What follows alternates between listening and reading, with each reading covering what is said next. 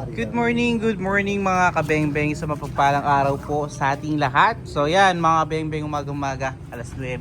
Ayan, big shoutout po sa ating kabengbeng from Mindanao. Ayan, na si Sir Raul Ortesa. Ayan, Sir Raul Ortesa ng Bukidnon. Sir, ito na po ang inyong unit.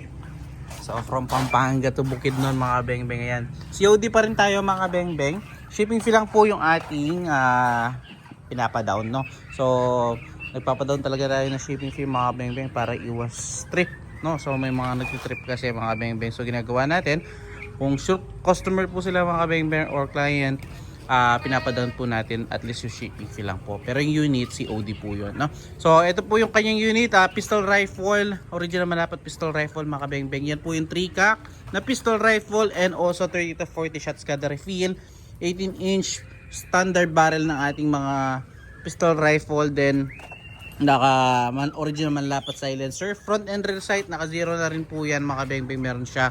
And also naka BSC black color 4x10x44 and 3-cock po again mga kabengbeng. Then syempre subukan po natin yan, test natin mga kabengbeng. Yung ating steel plate is around nasa 18 to 20 meters. Yun po yung ating steel plate. So yan. So pupunta po natin ng aking utol, no? So gagamitin natin pellets dito. Meteor pellets, synthesized and sorted straight from the box ng mga bala. So yan. Subukan po natin. Yun po yung ating steel plate. So gawa lang siyang ng another grouping kasi naubusan tayo ng pintura. Na? Bandang taas. Sa taas daw po. No? First shot. First shot po. Ayan natin first shot. Second shot. Ganda mga kabengbeng, pellet to pellet. Pangatlo. Pang-apat.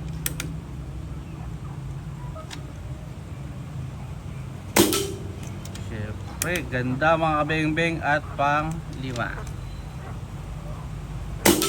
Sir, yun, 5 out of 5. Wala tayong naging flyer. So salamat po Sir Raul Ortesa ng Bukidnon. Ayun na po ang inyong unit, napakaganda, solid do yung mga bengbeng.